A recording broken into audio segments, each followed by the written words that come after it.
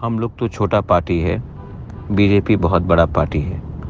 आज ये स्टेटमेंट दिया गया, ठीक है, हम लोग छोटा पार्टी है, बीजेपी के पास ज़्यादा बड़ा संगठन है, पैसा ज़्यादा है। हम लोग तो तिपरासा लोग तो छोटा है, हम लोग के पास पैसा नहीं है, हम लोग के पास इतना हिम्मत और दम नहीं है।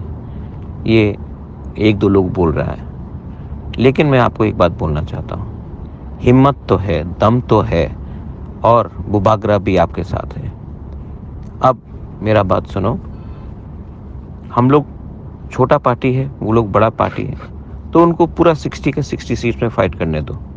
हम लोग भी अब रेडी हो जाएंगे 35 सीट्स में फाइट करने के लिए।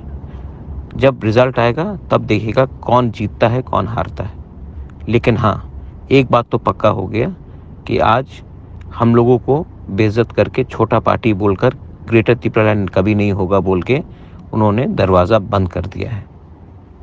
बेलाइनो हमबाई, Tiprasa warriors, be ready for one last fight. We will fight, we will lose or win, I don't care, but we will put up one last fight and God willing we will win. और कहाँ